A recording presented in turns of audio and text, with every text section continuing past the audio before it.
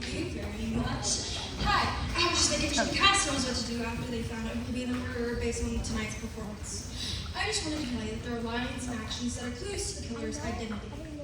I wanted you to understand that so you can continue to play armchair detective as you relax and enjoy the conclusion of Murders in the Air.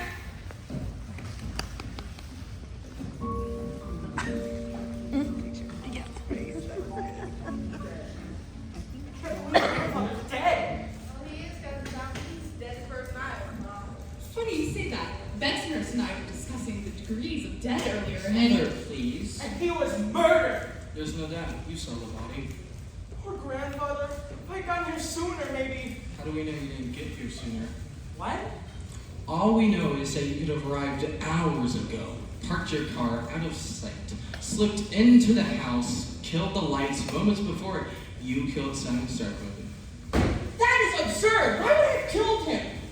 Well, I say a third of a $50 billion fortune is a pretty good reason to knock somebody off. If Mr. Starkweather signed that new will. But I wasn't here when he told everyone about the crazy new clothing scheme. It would have been easy enough to hide outside the French doors and eavesdrop on the conversation. Why would I do that? I was expected here. I told you what happened already. Tell me again. Well, I was driving on that long country road from town on a snail's pace when it was lashing the windshield so hard I could barely see. The moon was snapping branches off the trees and flinging them against my car. It's like driving through a hurricane. When I got to the wooden bridge which spans the stream that flows across the estate, I had to stop. The stream had turned into a raging river and destroyed the old bridge. I couldn't even cross across it. However, I remembered that years ago when I was a little kid, an old tree had fell across the stream, and I used to play on it. I had found that tree, managed to cross it, and apparently I got here just after grandfather was murdered. That's a good story. But it sounds rehearsed. Not nearly enough. It's the truth, I swear it! Maybe, but I'm still not crossing you off my suspect list. And just who else do you have on our list, Mr. Davis? Everyone besides Miss Van Zandt and Miss Collins. They would have had a heck of a lot to gain if your grandfather only lived a few more minutes. As it turns out, they're left out in the cold. Especially me. What was his other clients? Now I'm among the unemployed. Don't worry. Once the estate is settled, we can arrange for you to be given a generous severance check. Take it out of your portion if you like, but Mother and I will pass. So, nothing personal, of course. Of course. Mr. Davis, what do we do now? Simon's story reminded me. We could play some bridge. We wait till day breaks. Then I'll have you drive me, or show me where your car is and drive me into town. I'll report what I know to the police and notify them about the down bridge. My guess is they'll fly in by helicopter. So, they'll have to get the body to the coroner's office, examine the crime scene, and take your guys' statements. Once a homicide detective is assigned to it, I'm off. But you're a detective too. And you were here when everybody else saw the body. What are you solving? Well, now that Mr. Starkweather's dead, I'm off the payroll. Once I give the big boys my statement, I'll be out of here. I'll hire you to stay. I won't have my portion of the inheritance until weeks later, but if you're willing to wait. You're on, kid. I figured it'd be good for a dope. Incidentally, that offer drops you down to the bottom of the suspect list. Well, you might as well start earning my salary. First, I want to question everyone onto their whereabouts in the time of the murder. Establish everyone's alibis. Yes, and anything any of you and the staff may have seen or heard in the last few hours that might lead to the killer's identity. Clues. You got it. Motives, clues, alibis. That's where the detective has to work with. The motive in this case is obvious, but the rest of the elements, but once I figure it out, it should be easy enough. That sounds like a great idea. What do you want to start with, Mr. Davis? Well, since you're paying the freight, call me Mike. How about you, Miss Thompson? Oh, Do you mind going first? I'm awfully tired, but if I have to. You don't have to, Paula. None of us do. What do you mean, dear? I mean, Mr. Davis isn't a police officer. We don't have to tell him the time of day. That may be true, but why wouldn't you say anything? Unless you have something to hide. Now, listen, son. Don't you accuse me of murder until you can prove it. Simon does have a point. Do you want me to tell the cops that everyone cooperated except for you? Fine, I'll answer your stupid questions, but first I'm gonna take Mother upstairs and have her lie down. Oh, thank you, Jordan. I'm not a spring chicken anymore, but I'm not Miss Methuselah either. Don't get yourself excited, Mother. Are you okay? Do you need your religious hours? Oh, no, but if I did, there's probably still one or two pills dropped under the couch. Had a little accident with my uncle. Come on. I assume when you're ready for us. you'll want to question everyone in private. You can wait with me in my room if you like, Kathy. I want to go over the old will again since it wore May. Sure, Lois. Excuse us. I'd like to say, hearing everyone's alibis will give me a clear picture of what happened earlier here at Starkweather Mansion. Well, you're the boss now. I'm particularly interested. Whatever happened between the time Mr. Starkweather decided to change his will and the time he was murdered. When was that? Several hours ago. Well, Miss Thompson, is there any information you can tell us that might help us? Well, I was disappointed by Great Uncle Simon's announcement, as you might as well imagine. I mean, I get it if you want to clone Tom Cruise, but Great Uncle Simon? No offense, Uncle Simon, your grandfather was not a nice person. Anyway, I spent most of my time in my bedroom, but I did come downstairs on a little errand. I was in the kitchen when I heard Minerva and that cute little maid, Nancy, talking. What's the matter with you, girl? Did you leave your mind in the other room? You haven't heard a word I said. I'm sorry, Minerva. I'm just so confused. About what? Has that no good scamp Jordan been bothering you? Jordan? I mean, Mr. Starkweather? What makes you think that? When I walked in on the tube, you guys were sitting mighty close to each other, real lovey-dovey like. What was he saying to you? I think he wanted me to do something you don't want to do? Yes, but it's not like what you're thinking. I'll bet. He better stay away from you. If that boy tries anything, I'll cut him down to size. Minerva, no, he's not interested. I heard him lose Collins. I get it. When you lost your millions, he lost interest in you, didn't he? He swallowed money right down with the Collins girls, and He proposed to her, but she rejected him. Good for her. She was him right, the lazy bum. Don't talk about him like that. You're hung up on him, aren't you? Don't be a fool, Nancy. He'll just use you and toss you aside like he's done with a dozen other girls. Maybe he's ready to settle down. If Mr. Starkweather hadn't changed will, Jordan would be free to... Free to do what? Nothing. If we're finished, I'd like to go back to my room. Go on. Nancy, Yes, Minerva? lock your door. Excuse me, that little scene in the foyer was a flashback. It showed a conversation Paula overheard before the time of the murder. Isn't that clever? In addition to that, all the other character stories will be shown in flashback too. Well, portions of them. I just wanted you to know that so you could understand a little bit better what's going on. Sorry for the interruption.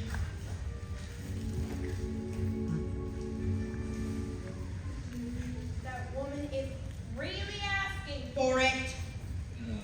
So tell me, Miss Trent, did you happen to observe anything suspicious earlier today before Mr. Starkweather was murdered? Suspicious? I guess you'd consider toting a gun around the house suspicious, even if I didn't see it, and even though Mr. Starkweather wasn't shot to death. A gun? It's a gun. Besides me.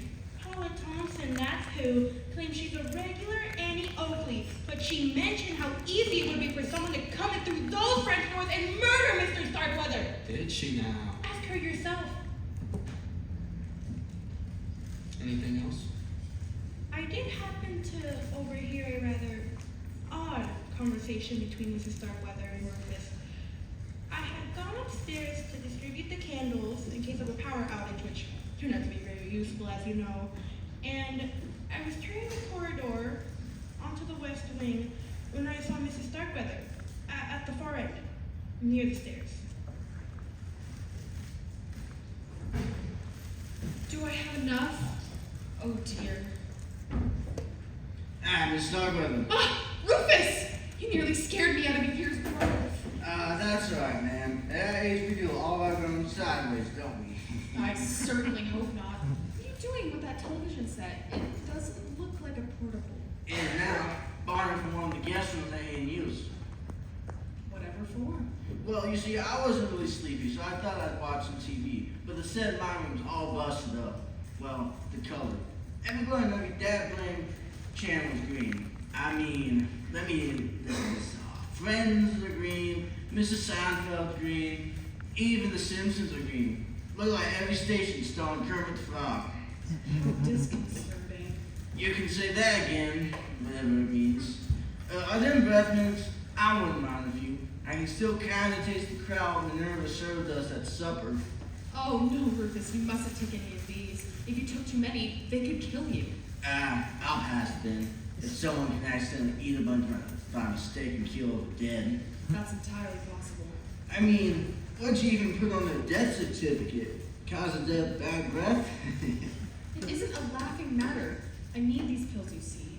Every last one of them.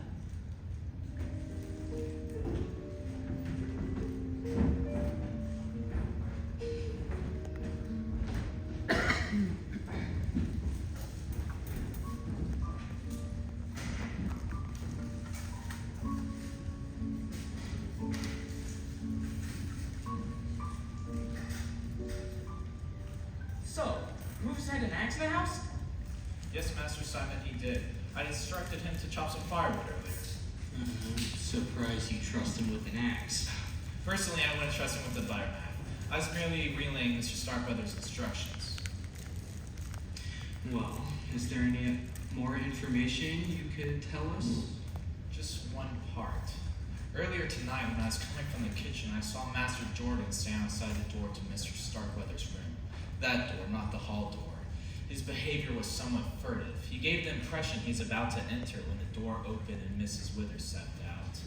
It was apparent her unexpected appearance surprised Master Jordan. Well, what do you want? Well, I was going to check on Great Uncle Simon. No need, that's what I'm paid to do. Well, how is he? Still breathing if that's what you're wondering. How long do you think he has left, Miss Withers? Let's just say he needn't start reading any long novels, or even a short story. What, you think he'll make it through the night? That man will keep his heart beating through sheer will and determination, long enough to sign that new will. That is what you wanted to know, isn't it? You misjudged me, Miss Withers. Give it a break, Jordan. You'd love to see him drop dead before daybreak, just like anyone else in this house. Including you. $1 million is a fortune. A lot of people would kill for that much money. If his death appeared to be anything else but by natural causes, I would be the prime suspect in his murder. Well, I mean, suspecting and proving are two different things. I'm gonna forget you said that. Good night, Jordan.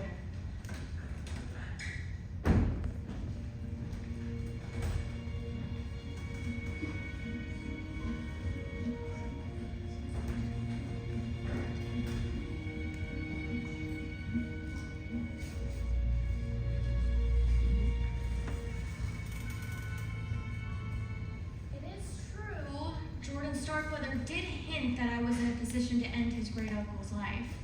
I assume Bensonhurst also told you that I refused? He did, but you could have changed your mind. And killed him with a blood pressure cuff? That would have been by anything but by natural causes. I agree. The manner by which he was killed makes no sense at all. Whoever did it. It's as if the killer is flying the D in our faces. Why would they do that? That's a good question. Tell me, Miss Withers, if you had to pick a likely suspect to be our murderer, who would it be? Off the record? That Thompson girl. Those Southern girls can pour on all the charm they want, but when you get down to it, Scarlett O'Hara was pretty ruthless. It's well she has a gun. See what I mean? I dare say I heard her and Cousin Jordan talking in the foyer earlier. They didn't notice me in the corridor. Well, what are we gonna do? Do? What can we do? It's out of our hands. Don't be such a wimp, Cousin Jordan. We gotta get that money somehow. I know. Maybe we can break the new will if we have Great Uncle Simon declared insane. And I've thought of that. That won't work. If clone was such a wild theory, then maybe it would, but it's been done. Great Uncle Simon's announcement to be the first person to clone himself might be a bit bizarre, but it's not insane. We'd lose the case. And probably spend the payments from the inheritance on the lawyers. Like that Miss Van Zandt. She, What is it? What are you thinking? well, I'm thinking if you can't beat him, join him. Huh? I found a way to get that lawyer to put me on her team. What is it? Fend for yourself, Jordan. I've got a lawyer to talk to. If you can't even... That's right. Now where would Kathy be?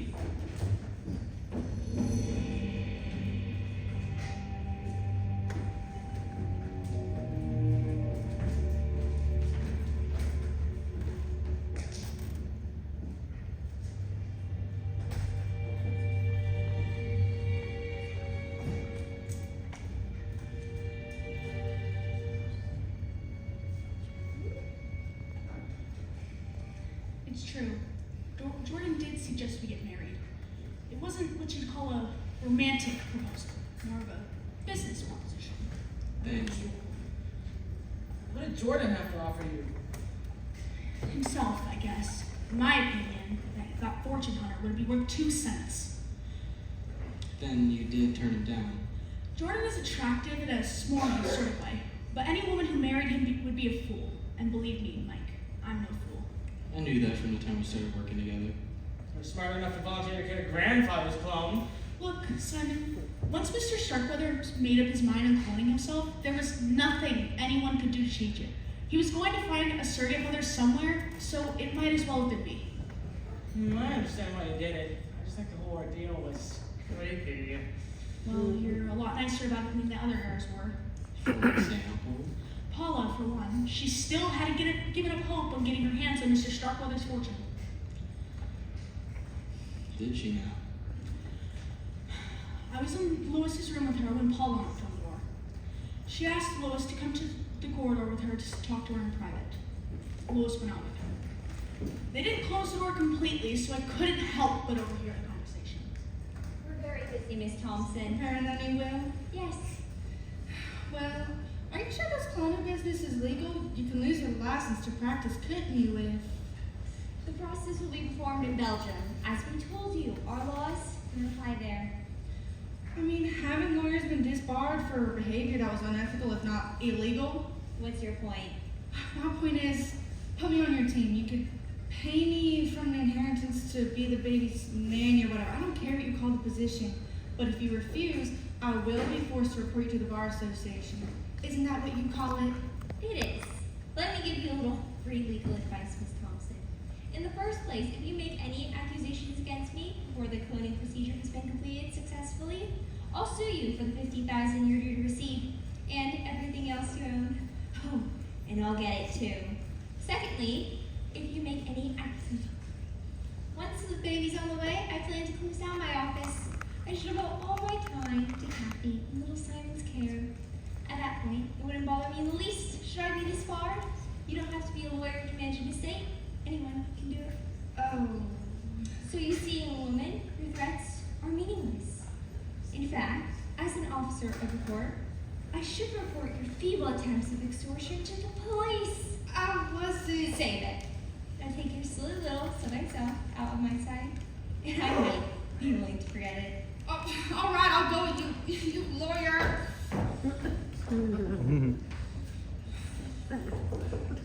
With me. Yes, Trent. I found what's left of the Christmas candles I stored away. I suggest you keep one and some matches nearby in case of a power outage. It's very thoughtful, thank you. Kathy's in my room. I'll take one for her as well. Miss Thompson? Oh, all right. I got things to do. What's the matter with her? Let's just say she's a sore loser. Miss Thompson played her ace and I trumped it, in a manner of speaking. I'll give this to Kathy.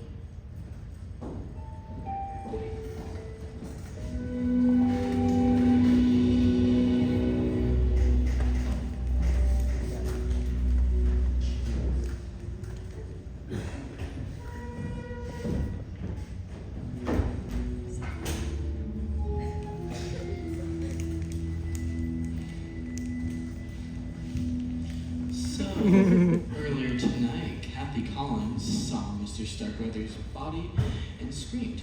You ran through the front doors. What have you been doing outside, Rufus? Was I outside? Oh yeah, I remember now. I borrowed TV from the guest room because, We heard live, Rufus. Oh, you did? Man, you sure travels fast around here. All the actors only set with rain. Sure was. Looked like the Martians had landed or something. Anyway, when I hooked in the new set, it didn't come in too well. Everywhere was as fuzzy as a woolly worm. I had gone outside to turn the tent around. On the roof? Well, it wouldn't do too much good to put in the basement, would it? I was about to get the tall ladder out of that shed when I heard that gal screaming bloody murder. Well, even if the murder wasn't bloody. Well, did you happen to hear or see anything when you were outside? I saw an owl and heard a bunch of bullfrogs. I meant humans, Rufus. I saw Mr. Jordan on the patio when I was coming in. Don't know what he was doing there. Earlier tonight, Rufus, did you hear anybody talking about the new will? Well, who wasn't? Minerva and old Benson just didn't talk about much else. They was going on and on about it in the kitchen. What are they saying? That ain't fair, that's what. I think they worked hard for Mrs. Starkweather all these years and they should have got their billions. Me, I didn't care too much. I figured $50,000 would give me a brand new TV with a big old screen. I guess now he can even give me two. Benson, Hurston, Minerva. Oh yeah. The more Minerva thought about it, the madder she got, and man, if you seen her, that woman's got quite the temper. She was about ready to storm into Mrs. Starkweather's room to give him a piece of her mind.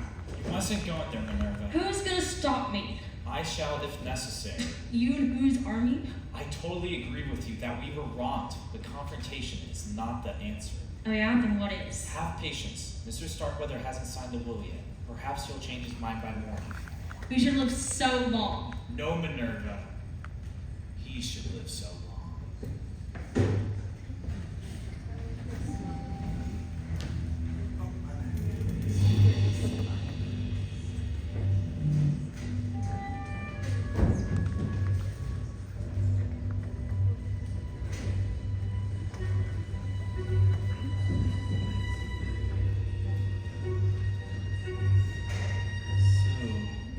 What were you doing outside at the time of the murder, Jordan? Well, I was getting a breath of fresh air. Anything wrong with that? If you remained outside. What do you mean? When I made a cursory examination of the crime scene, I noticed that Miss Withers had left the window raised a few inches, and it let in some fresh air. Anyone could have slipped in and... Are you accusing me of killing Great Uncle Simon? Whoa, calm down, Mr. Starkweather. I'm not accusing anybody. Yet. Besides, from what we've heard, you're trying to con someone else into doing your bidding tomorrow, Stein. Who told you that? I'll ask the questions if you don't mind. I repeat, what were you doing outside? Well, if you must know, Kathy and I had a disagreement. I blew up, so I went outside to cool off, but you already heard about that. I question, you answer, remember? Okay, tell me this. If you didn't murder Mr. Starkweather, who do you think did? Well, I'm not saying she did, but have you talked to the little maid, Nancy? Why her, Cousin Jordan? The girl has a crush on me, right? I do a lot of flirting with the ladies, but I did nothing to, lead her on. I knew she was mad about the new will, not just that she would lose her money, but that I would lose even more. I strolled around the house and was outside the kitchen door when I heard Nancy talking to Miss Withers. Can I do something for you, Miss Withers? Mr. Starkweather sent me for a pitcher of fresh drinking water. I got it. That poor man. When I heard him have that attack in the living room, I realized what you meant when you said the slightest shock had proved to be fatal. Exactly. The slightest shock. His bell. I must go. Yes. We wouldn't want anything bad to happen to him, would we?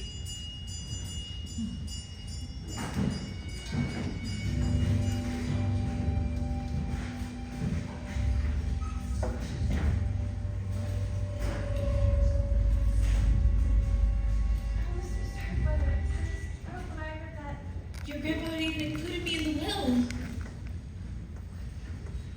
I didn't think he even noticed me. Then you must have received two surprises. To hear that you inherited $1 million and then realize it was all being taken away. Three surprises, actually. Now you're wealthy again.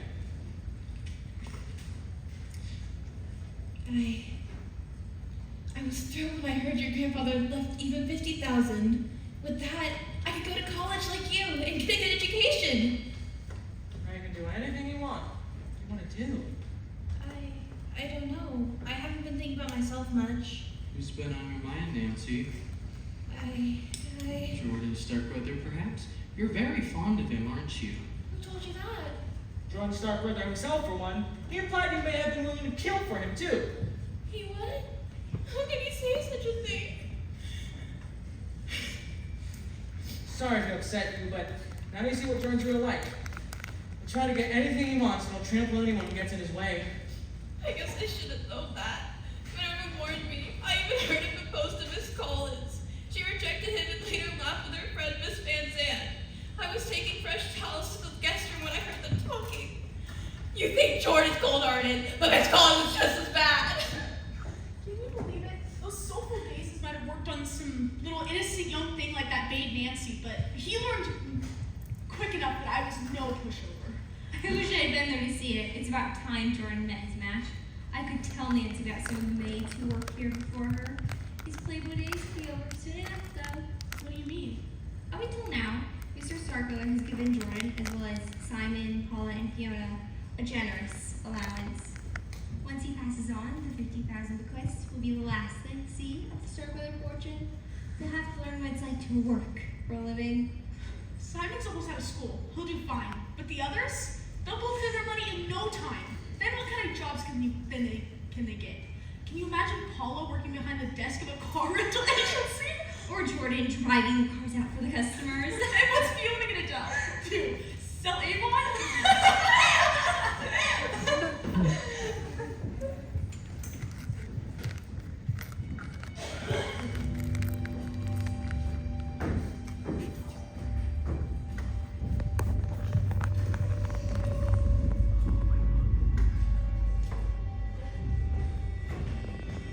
Next, there you are. Second line for those. Oh.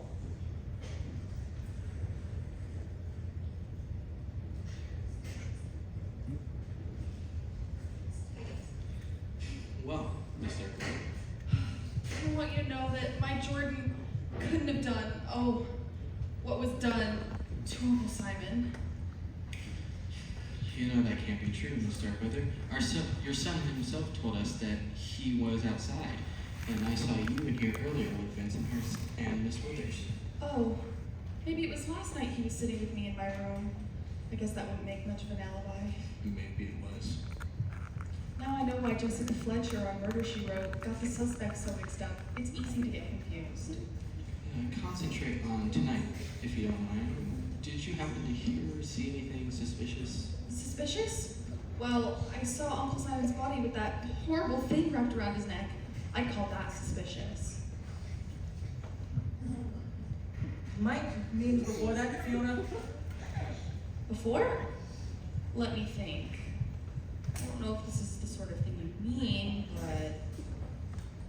Yes, go on. It was after we were told about the new will and everyone had gone upstairs. I heard the housekeeper's door with the secretary inside. They were speaking very loudly, so we could hear them clearly. What are you doing in my room, Miss Trent? I was checking all of the guest bedrooms to make sure there are extra blankets in each of them. I suppose you're very pleased with yourself, Miss Collins. What do you mean? Well, it all worked out just as you planned. Why do you say that? I think you know why. Now I realize why you brought all those magazines from town and left them lying around the house where Mr. Starkweather would just happen to see them. You've been doing it for months. What magazines? Don't play dumb, Miss Collins. The news magazines and scientific journals, I've seen them. They all had one thing in common. Articles about cloning. You planted the idea Mr. Starkweather had to clone himself. So what if I did? There are no laws about sharing ideas, are there? I'm sure your lawyer friend would say no, considering that you're in this together. That doesn't mean it's right. I think what you're planning to do is hideous. Well, frankly, I don't care. I couldn't care less what you think. Get out! Okay, now you're giving orders, huh? Well, let me tell you one thing, young woman. You're not the queen bee yet. And you won't be until Mr. Starkweather's name is on the dotted line. Assuming it ever happens! Ugh!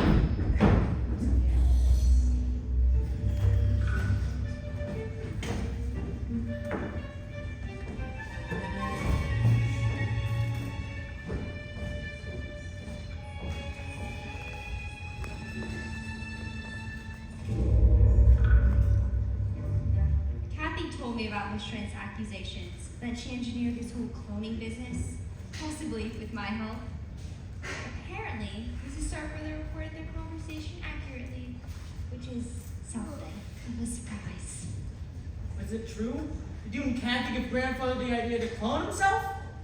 I don't really think that's relevant to the case at hand, Simon. Even if we did, we weren't breaking any laws.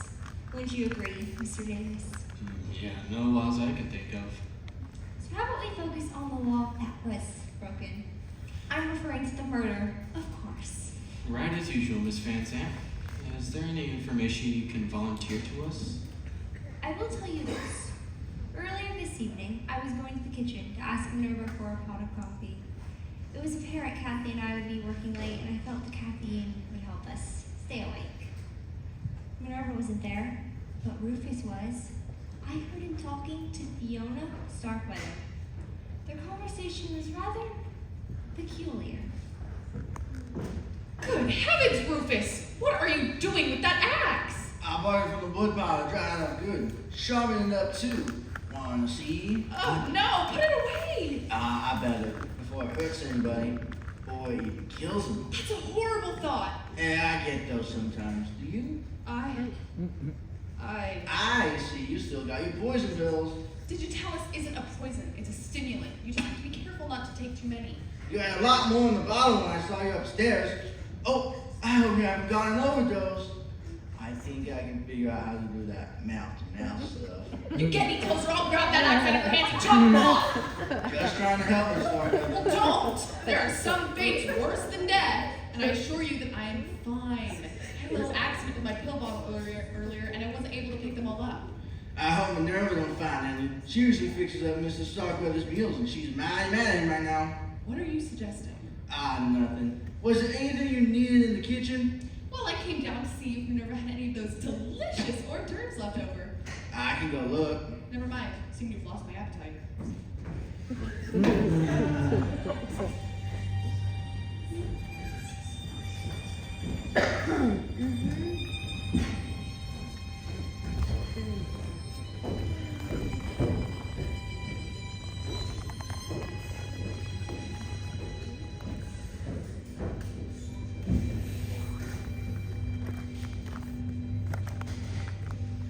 Mr. Starkweather's meals, what do you want to know about those?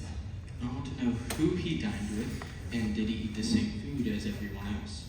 Mr. Starkweather was on a very restricted diet, low salt, low fat, so I prepared his meals separately. Why are you asking about the food? Do you think there's something wrong with my cooking? No. I think you're a great cook, Minerva. That leg lamb you served tonight was wonderful.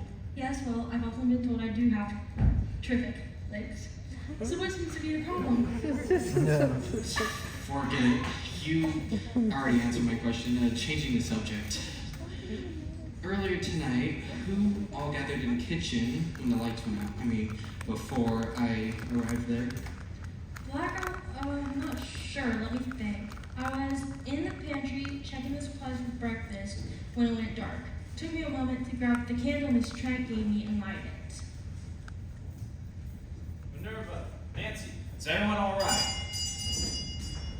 I'm fine. I was out back when I saw the power go out. How's everyone? I think everything went dark. What happened? Pensioners forgot to pay the light bill again. Keep that up and I'll forget to pay your wages.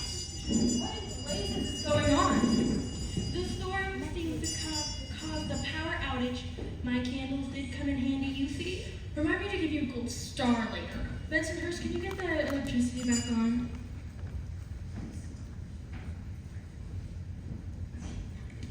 No. Oh, Bensonhurst, that's exactly why I'm here. Can you show me? I guess so. The circuit breaker is right over here.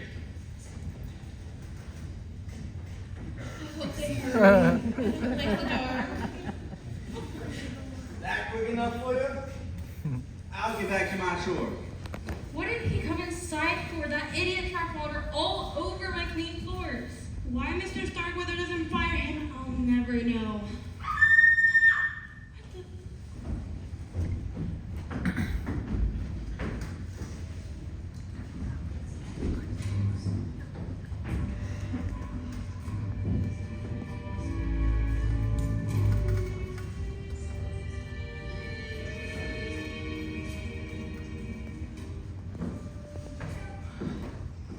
Any luck?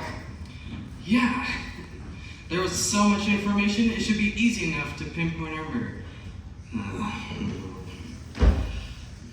just wish I had more.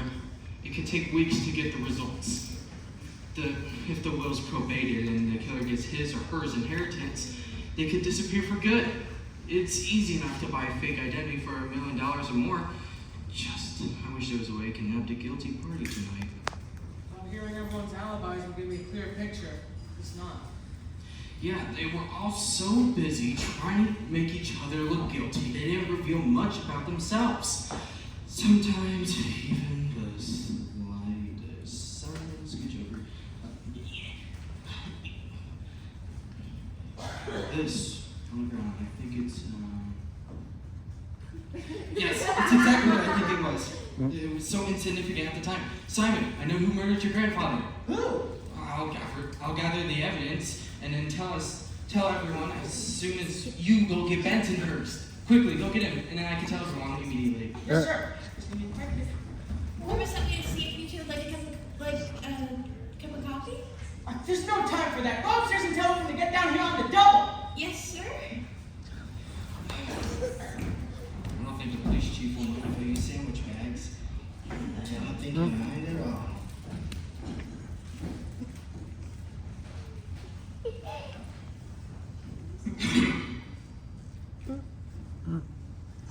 I hope the police chief doesn't mind.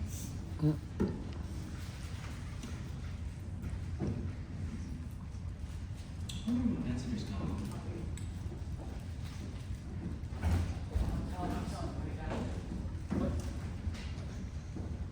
Simon, did you get everyone? Yeah.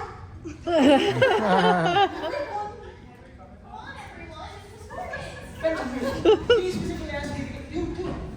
You should know that, man. Welcome. Please, have a seat. Have a seat. It's hard to say this way this very early to be really looking at them. No one's gonna ask how will. Why are we out here so late? Well, I know you're all very tired. I know I am. But I feel like you would all rest easier knowing who killed Simon Starkweather. You mean you discovered who killed Great Uncle Simon? Yes, and I will show you in the next few minutes. Amazing, I can't figure it out. First, I have to answer the question that's been bothering me from the beginning. Let's see. It would have made it appear that Mr. Starkweather died of natural causes, a suggestion Jordan made to Miss Withers.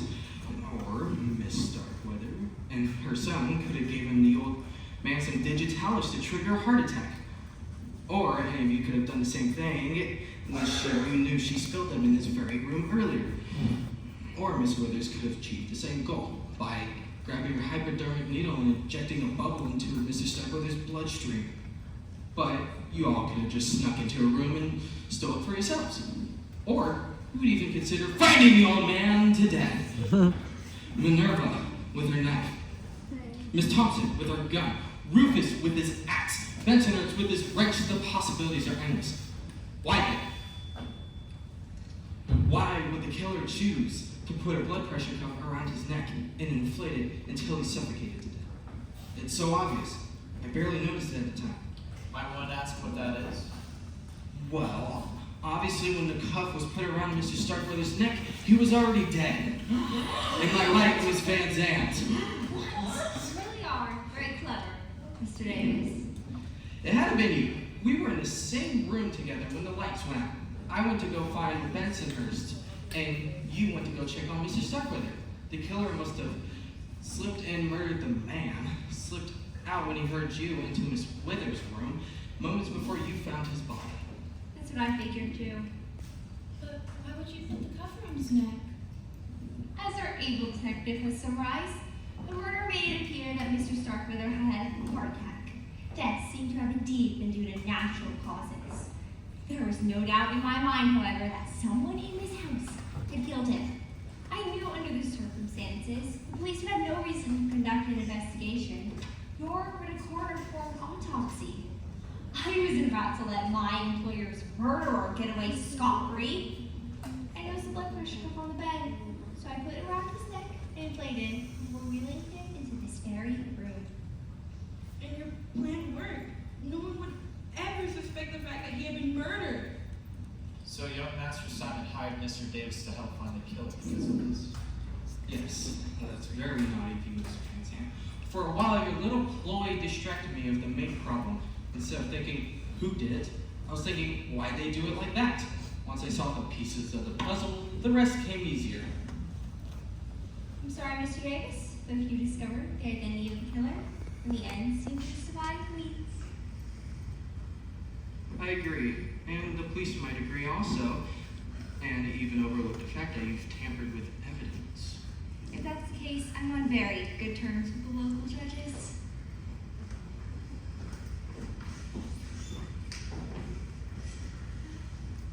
Wait, how do we know Miss Van Zandt didn't kill Great Uncle Simon herself? No motive. Oh, right.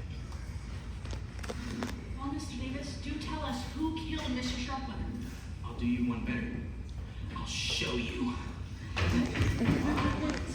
Bear with me. Stacy, I imagine that you remember when Miss Trent distributed those candles out earlier tonight in case of a blackout. Can you please take them out and light them for me?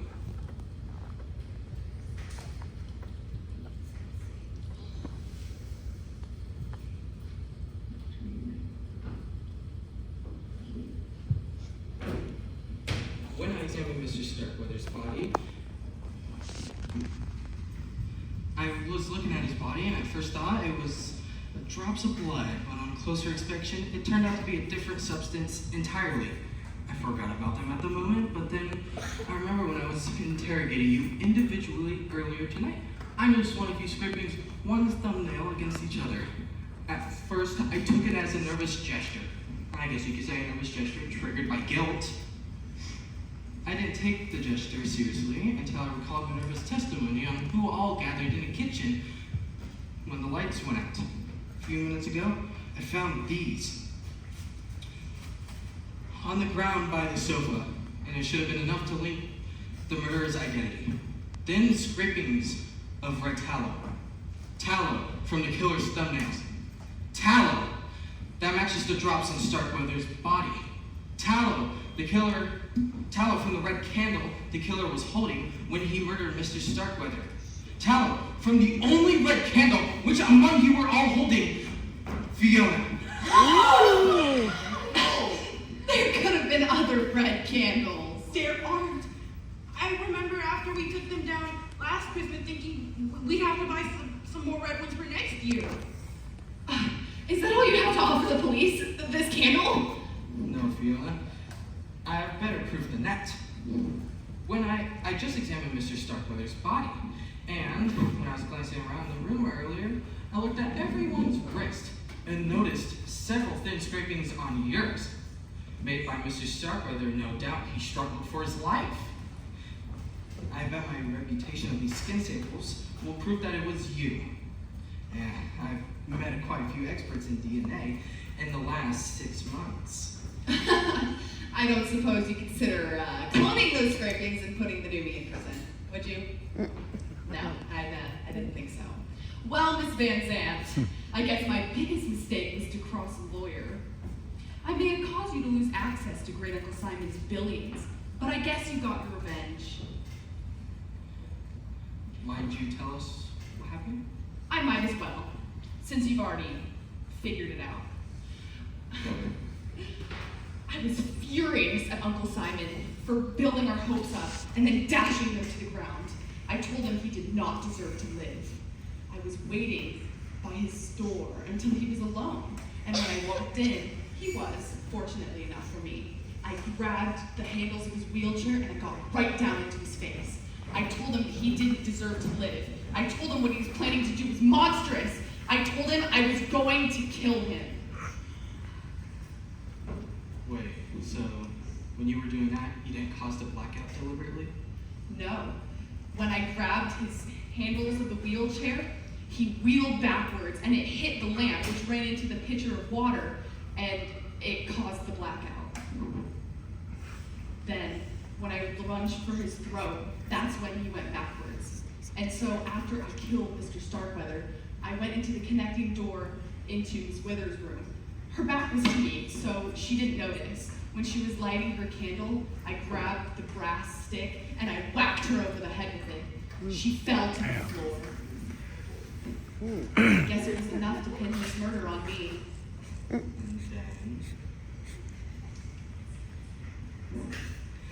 Well, I mean, if you don't want to keep explaining, I guess you were just as shocked as everyone else when you saw the blood pressure cuff around Mr. Starkweather's neck. Well, I was, but it was easy to guess what Miss Van Zandt had pulled, and I dare not try to do anything until now. Oh no. Don't anybody move! Oh. Oh, calm down. You don't want to do anything you might regret. It's too late for that advice, Mr. Davis. I don't care what happens now. Get up. You're coming with me. Where would he go? The bridge is washed out. Simon, put your car keys on the table.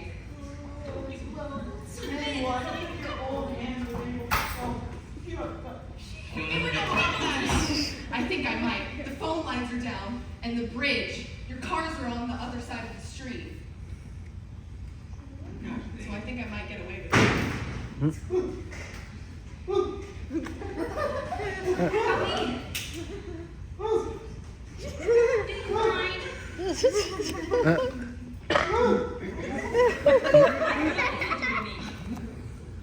Well, I think I'll kill you.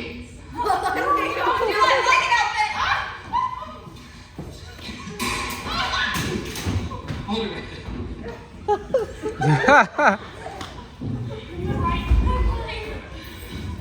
You hurt me!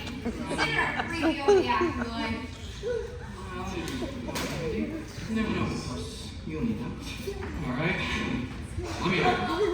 Mike, am I gonna be a big bonus? So you can take my keys. No problem. Well, what do you have to say for yourself? Well, I guess I'll be in there for a long time. Maybe I can organize a bridge club.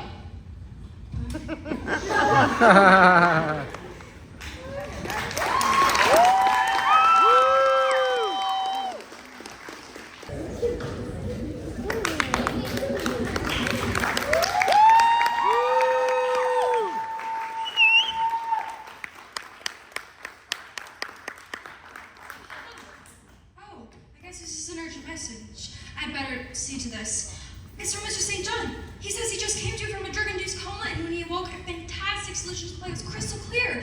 Oh my, really? Yes, it's brilliant. This new ending is unbelievable. Better than any of the possible conclusions he came up with before. You simply have to see it. It'll take a few minutes to go over with the cast, but they can do it. Oh, it's just a Louis I need to go in the first time. So I guess we'll have to leave it to I never would have thought of that.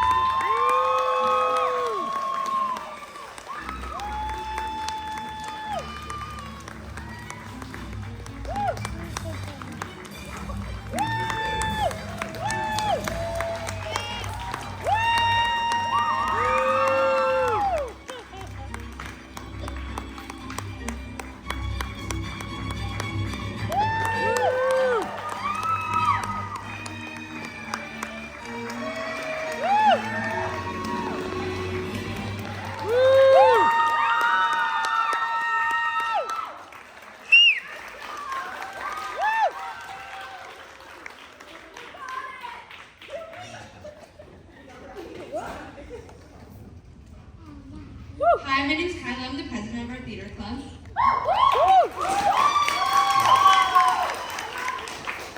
Hi, my name is Presley. I'm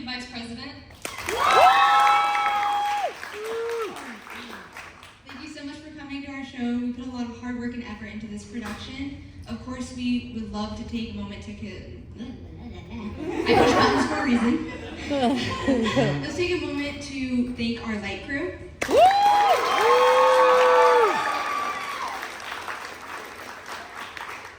And our absolutely amazing, wonderful sound tech.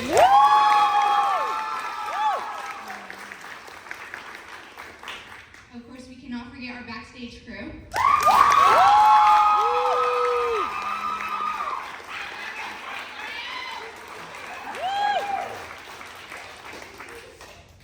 And last but not least, our director, Mr. Tuttle.